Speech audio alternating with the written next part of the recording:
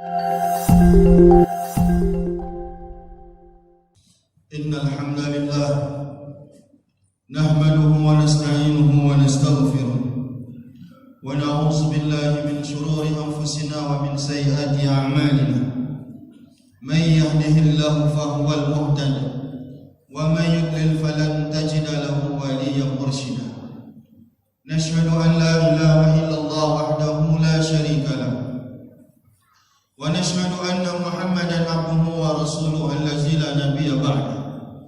Allahumma fassalli wa sallim wa barik ala habibina al-Mustafa sayyidina Muhammadin ibn Abdillah. Allahumma salli ala sayyidina Muhammad wa ala alihi wa sahbihi wa mawala. Ma'asyiral muslimin, usikum bi taqwallah faqad fazal muttaqun. Qala Allah ta'ala fi kitabihil karim, a'udzu billahi minasy syaithanir rajim. Ya ayyuhallazina amanu taqullaha haqqa tuqatih wa la tamutunna illa wa antum muslimun. Shadaqallahul azim. Hadirin sidang Jumat yang Allah muliakan, kita puji Allah. Alhamdulillahi rabbil alamin. Jumat ini Allah masih menggerakkan kita, memberikan keringanan langkah bagi kita semuanya. Datang ke rumahnya ini, menjalankan kewajiban kita sebagai lelaki muslim, melaksanakan salat Jumat berjamaah. Tidak ada nikmat yang lebih nikmat mengalahkan nikmat di mana Allah memberikan kesempatan kita untuk beribadah. Ada banyak orang ingin beribadah, ada banyak orang ingin hadir ke masjid, tapi nikmat kesempatan dan nikmat kesehatan tidak Allah berikan kepadanya. Maka kita diberikan oleh Allah peluang untuk beribadah. Maka itulah puncak kenikmatan selama kita masih hidup. Dan kita juga berselawat kepada Rasulullah sallallahu alaihi wasallam. Allahumma shalli ala sayyidina Muhammad wa ala alihi wa sahbihi wasallam. Allah menjadikan dan menakdirkan di dunia ini ada orang berjenis kelamin laki-laki dan ada jenis kelamin perempuan. Perbedaan jenis kelamin ini juga menyebabkan perbedaan kepada kodrat. Kodratnya sebagai laki-laki memiliki tenaga yang lebih dibandingkan dengan perempuan. Laki-laki diberlebihkan oleh Allah Subhanahu wa taala dalam banyak hal, dalam cara berfikir. Bahkan Rasulullah dalam sebuah hadis menyebutkan perempuan hanya menggunakan separuh daripada akalnya, untuk menunjukkan bahwa laki-laki akan menggunakan akalnya lebih sempurna dibandingkan dengan perempuan. Ada masa haid pada perempuan, tidak ada masa haid bagi laki-laki. Itu juga kadang menjadi unsur kelemahan. Ada kekuatan yang mungkin 2 kali lipat antara laki-laki dan perempuan, kekuatan secara fisik, kekuatan secara mental.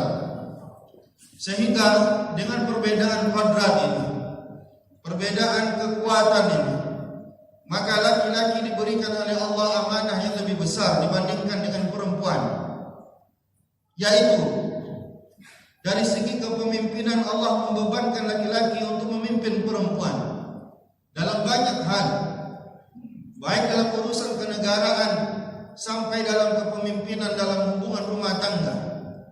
Maka Allah Subhanahu wa taala menyebutkan ini dalam surah An-Nisa ayat 34. A'udzu billahi minasyaitonir rajim. Ar-rijalu qawwamuna 'alan nisa. Laki-laki itu pemimpin dibandingkan dengan perempuan. Artinya laki-laki itu adalah pemimpin-pemimpin perempuan. Bima faddalallahu ba'dahum 'ala ba'din. Berdasarkan kelebihan-kelebihan yang Allah berikan kepada mereka. Wa bima anfaqu min amwalihim. Maka dari itu Allah memberikan satu tugas kepada laki-laki. Wa bima anfaqu min amwalihim. Dasar kelebihan dan kepemimpinan itu adalah laki-laki juga diberikan kewajiban untuk menafkahi daripada perempuan-perempuan yang ada di dunia ini, yang dibawa tanggung jawabnya. Maka bentuk tanggung jawab besar yang Allah bebankan kepada laki-laki adalah nafkah. Walaupun nafkah hanya salah satu dari sekian banyak tanggung jawab, tapi salah satu tanggung jawab besar itu adalah nafkah. Maka dalam hubungan rumah tangga, beban nafkah itu diberikan oleh Allah kepada laki-laki dan tidak diberikan kepada perempuan. Maka tidak ada hukum wajib bagi perempuan untuk bekerja mencari nafkah. Tapi bagi laki-laki mencari nafkah itu hukumnya adalah wajib. Maka satu ketika Rasulullah SAW didatangi oleh seorang perempuan membawa anak kecil. Ya Rasulullah, anak kecil ini punya ayah yang sangat pelit. Dia tidak memberikan nafkah yang cukup ya Rasulullah. Tapi aku tahu di mana dia menyimpan uang. Bolehkah aku ambil uangnya sembunyi-sembunyi ya Rasulullah? Kata Rasulullah, "Khuzi ma yakfiki." Ambillah untukmu dan untuk anakmu meskipun dia tidak tahu. Begitulah kewajiban seorang laki-laki mencari nafkah. Jika dia tidak memenuhi kewajibannya, bahkan istri dan anaknya yang berhak untuk mendapatkan nafkah itu boleh mengambil tanpa sepengetahuannya dengan catatan ambil secukupnya yang menjadi haknya, dan itu catatannya adalah jika memang betul suami ataupun sang ayah itu tidak menunaikan kewajibannya untuk memberikan nafkah. Maka hal yang paling penting untuk kita sadari adalah hukum menafkahi itu hukumnya wajib bagi laki-laki dan tidak wajib bagi perempuan. Jika ada perempuan bekerja dan membantu ekonomi keluarga, maka itu sifatnya hanyalah membantu dan tidak ada kewajiban di sana. Baik perempuan menafkahi ayahnya ataupun membantu ekonomi keluarga suaminya, maka tidak ada di sana kewajiban. Maka itu pun perempuan bekerja jika diizinkan oleh suaminya. Jika suaminya tidak mengizinkan dia untuk bekerja, mungkin ada hal-hal yang membahayakan dan hal-hal lain, maka haram bagi perempuan itu mencari uang atau bekerja tanpa izin daripada suaminya. Ini yang penting untuk kita garis bawahi. Yang kedua, yang paling penting untuk dipahami oleh seorang laki-laki adalah bahwa dalam hidupnya bukan hanya istrinya yang wajib dia nafkahi. Ada banyak orang yang dibebankan kepadanya untuk menafkahi. Setidaknya kewajiban menafkahi itu disebabkan karena beberapa hal. Pertama, kewajiban menafkahi itu disebabkan karena ada pernikahan. Ada pernikahan, terjadi akad nikah, maka detik pertama di saat terjadi akad nikah dan sah akad nikah, maka pada saat itu seorang perempuan yang sudah sah menjadi istri, yang sebelumnya menjadi kewajiban ayahnya untuk menafkahinya, maka kewajiban itu berpindah kepada pundak suaminya. Maka berapapun istri kita, 1, 2, 3, 4, maka semuanya wajib untuk dinafkahi. Wajib untuk dinafkahi meskipun istri kita itu kaya, meskipun gaji istri kita jauh lebih banyak dibandingkan dengan kita, meskipun gaji dia 10 kali lipat dibandingkan dengan kita. Ini bedanya istri dengan yang lain. Ada banyak orang yang wajib kita nafkahi dalam hidup kita, tapi terkhusus kepada istri, tanpa melihat dia orang kaya atau orang miskin, tanpa melihat dia punya banyak uang ataupun sedikit uang, tidak melihat gajinya besar atau kecil, maka wajib bagi kita untuk menafkahi sebanyak mana kita mampu untuk menafkahi mereka. Yang punya mampu rezeki banyak, maka nafkahilah istri dengan nafkah yang banyak. Jika tidak mampu banyak, kata Allah, maka nafkahilah secukupnya. Tapi tidak ada alasan bagi seorang laki-laki untuk tidak menafkahi istrinya kecuali istrinya dalam keadaan nusyus. Dalam keadaan nusyus, kata ulama, seorang suami boleh tidak menafkahi istrinya. Apa itu nusyus?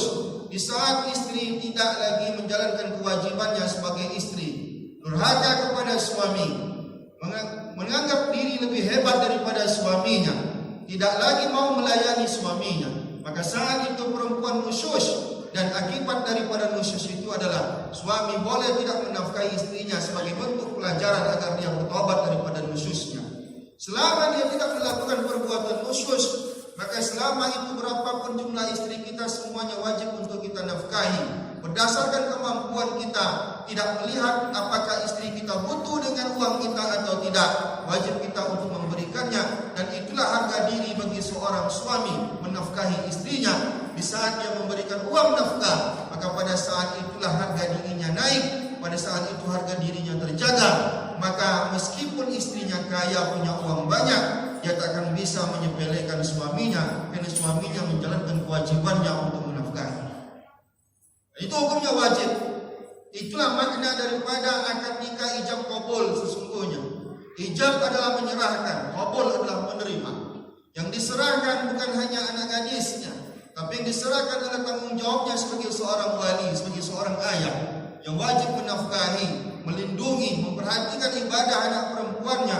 Ketika dikabul oleh suami, ketika diterima oleh si suami, maka semua tanggung jawab itu berpindah kepada pundaknya. Ini yang perlu digarisbawahi. Yang pertama, wajib bagi kita menafkahi istri-istri kita. Namun ingat, dalam hidup kita bukan hanya ada istri-istri yang wajib untuk kita nafkahi. Ada furuk, ada usul kita yang wajib untuk kita nafkahi. Apa itu usul? Yang dimaksud dengan usul adalah emak dan ayah kita. Ulama berdebat apakah kakek dan nenek wajib kita nafkahi. Tapi semua ulama sepakat mengatakan bahwa ayah dan ibu wajib untuk dinafkahi apabila dengan syarat jika bapak dan ayah kita atau ibu dan ayah kita tidak memiliki kecukupan dalam hidupnya. Mereka punya uang tapi tidak cukup, maka kewajiban kita adalah mencukupi kebutuhan mereka. Tetapi jika mereka memiliki kemampuan atau mereka memiliki kecukupan, maka bagi seorang anak hukum memberi kepada orang tua tidak lagi pada hukum wajib, tetapi dia situ sudah berpindah kepada makna sunnah dan berbakti kepada orang tua. Ini bedanya istri dan orang tua. Istri kaya pun wajib kita nafkahi, tapi kalau orang tua, jika dia tidak cukup, maka disitulah kewajiban kita untuk mencukupinya. Siapa? Anak laki-laki lah yang wajib untuk menafkahi, bukan anak perempuan. Jika anak perempuan menafkahi, sifatnya hanya berbakti dan berbuat baik kepada orang tua, tapi beban kewajiban itu ada di pundak laki-laki. Maka jangan habiskan uang kita untuk istri kita. Jika ada orang tua yang wajib untuk kita nafkahi, maka sebagaimana kita wajib menafkahi istri kita, begitulah tingkat kewajiban, justru lebih wajib lagi kita menafkahi mak dan ayah kita. Mak dan ayah kita lah yang berusaha menjadikan kita seperti hari ini. Mereka yang mendidik kita dari kecil. Sedangkan istri kita mendapatkan kita di saat kita sudah menjadi orang. Dia mendapatkan hidup bersama kita di saat kita sudah sukses, sudah sekolahnya sudah tinggi, sudah selesai sekolahnya. Tapi yang berjuang adalah orang tua kita. Dia susah karena mungkin menyekolahkan kita dulu tak sempat menabung uang. Oleh karena itu kewajiban itu ada. Tapi dengan catatan, jika mereka memang fakir, tidak cukup hidupnya, maka wajib bagi kita mencukupi. Tapi meskipun mereka cukup, tetap harus kita beri. Walaupun tidak kategorinya wajib, tapi itu kategorinya adalah berbakti dan menyenangkan hati orang tua. Ini bedanya orang tua dengan istri. Siapa lagi wajib untuk kita nafkahi? Anak-anak kita. Baik anak-anak yang hidup dengan kita, maupun anak-anak yang mungkin hidup dengan janda kita. Mungkin janda kita sudah menikah lagi, dan anak-anak kita hidup bersamanya. Anak-anak kita yang hidup dengan janda kita, yang mungkin sudah bersuami, bukan menjadi tanggung jawab suaminya. Bukan suaminya yang wajib menafkahi anak kita, itu anak kita. Maka kita yang wajib untuk menafkahinya. Namun ada perbedaan antara anak laki-laki dan perempuan. Anak laki-laki wajib kita nafkahi sebelum dia bisa hidup mandiri. 17-18 tahun dia sudah bisa mandiri, maka lepaslah kewajiban kita untuk menafkahi. Jikapun kita nafkahi tetap, maka hukumnya tidak lagi wajib. Adapun anak perempuan, wajib kita nafkahi sampai dia memiliki suami, atau dia melepaskan kewajiban kita karena dia mungkin punya gaji, tapi dia tidak punya gaji. Maka selama dia belum bersuami, maka wajib bagi kita untuk menafkahinya. Baik dia tinggal dengan kita ataupun dia tidak tinggal dengan kita, wajib bagi kita untuk menafkahi. Nah, inilah furuk kita. Furuk kita wajib untuk kita nafkahi. Tapi furuk yang dimaksud adalah furuk anak dan anak laki-laki dan anak perempuan, tetapi ada batasannya. Ini bedanya seorang istri. Istri mutlak mendapatkan, tidak ada pengecualian. Sampai mati dia berhak mendapatkan nafkah dari kita. Tapi yang lainnya ada syarat-syarat dan ketentuan-ketentuan. Apakah sampai di sini saja yang wajib kita nafkahi? Ada orang lain yang juga mendapatkan hak nafkah dari kita. Siapa? Yaitu orang-orang yang mungkin di bawah perwalian kita. Orang-orang yang hidup di bawah perwalian kita. Bisa jadi adik kita yang masih kecil. Bisa jadi adik kita yang mungkin belum menikah. Dan orang tua kita mungkin sudah meninggal dunia. Ketika seorang ayah meninggal dunia, maka kewajiban menafkahi perwalian itu jatuh kepada anak laki-laki. Maka tugas anak laki-laki ini bukan hanya melindungi, tapi masuk di situ menafkahi. Maka lihat siapa saja yang wajib kita nafkahi dalam hidup kita. Jangan-jangan semua uang kita habiskan untuk memberikan istri kita. Kita berikan semuanya kepada istri kita. Kita lupa ada mak dan ayah untuk dinafkahi. Kita lupa mungkin kita punya anak-anak yang mungkin tidak hidup bersama kita yang juga wajib untuk kita nafkahi. Kita lupa kita mungkin punya adik-adik kecil yang belum lagi dewasa ataupun belum menikah yang wajib untuk kita nafkahi, yang walinya adalah kita. Oleh karena itu, ketidakmengertian kita dalam hal ini terkadang membuat hidup di tengah masyarakat menjadi kacau. Banyak orang-orang yang terlantar hidupnya padahal walinya ada. Maka sebagai laki-laki punya tanggung jawab yang lebih besar dibandingkan dengan perempuan. Lihat diri kita diangkat oleh Allah Subhanahu wa taala menjadi pemimpin. Jangan kita mesti berpikir kenapa Allah berikan kepada kita kekuatan. Kita mesti berpikir kenapa Allah berikan kepada kita kesempatan mencari uang lebih besar dibandingkan dengan adik-adik perempuan kita. Kita mesti berpikir kenapa Allah memberikan kekuatan mental yang lebih kuat, ketahanan fisik yang lebih kuat dibandingkan dengan perempuan. Mestinya kita paham, karena memang Allah memberikan tanggung jawab yang lebih besar di pundak kita. Tanggung jawab itu diantaranya adalah bukan hanya memperhatikan ibadah, tetapi juga memperhatikan nafkah. Ada banyak hal yang wajib menjadi kewajiban kita. Bukan hanya nafkah, tetapi kita juga wajib untuk memperhatikan ibadah. Kita juga wajib memperhatikan kebahagiaannya. Tapi dalam konteks ini wajib bagi kita memperhatikan kecukupan hidup orang-orang ini. Jika memang Allah takdirkan kita mendapatkan rezeki yang sedikit, tapi banyak orang untuk kita nafkahi, maka mau tak mau semuanya berhak mendapatkan jatah meskipun sedikit. Meskipun sedikit, maka jangan habiskan semuanya untuk istri kita. Maka ada di sana orang tua kita.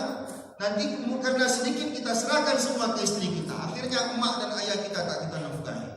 Anak-anak kita tak kita nafkahi. Adik-adik perempuan kita atau laki-laki masih kecil tak kita nafkahi. Pada saat itu haram hukumnya kita mencium bau surga. Kenapa? Karena ada hak-hak orang lain yang tak kita tunaikan. Maka di saat kita punya banyak rezeki, mereka-mereka ini berhak mendapatkan banyak. Tapi di saat kita mungkin rezeki kita sedikit, maka Allah Subhanahu wa taala meringankan berdasarkan kemampuan kita. Itulah yang kita berikan kepada mereka. Maka jangan sampai kita habiskan uang kita, tapi kita tak melihat ada orang-orang yang berhak, yang mestinya juga menikmati apa yang kita miliki. Mereka juga punya rezeki, anak-anak kita juga punya rezeki, tapi rezeki mereka ditumpangkan kepada kita. Jangan kita anggap semua uang di kantong kita adalah milik kita. Uang yang di kantong kita itu bukan semuanya milik kita, terkhusus laki-laki. Ingat, kalau kita makan semuanya, ada hak orang lain yang kita makan di situ. Dia akan menjadi dosa, dia akan menjadi api yang membakar kita, dia akan menjadi batu yang kita telan berada dalam perut kita. Maka hati-hati, di saat kita mendapatkan uang, sebelum kita membelanjakannya, hal yang paling pertama untuk kita kaji adalah siapa-siapa yang berhak untuk mendapatkan dan menikmati uang itu. Baru sisa yang mungkin menjadi hak kita, itulah yang kita nikmati. Fa'tabiru ya ulil absar la'allakum turhamun.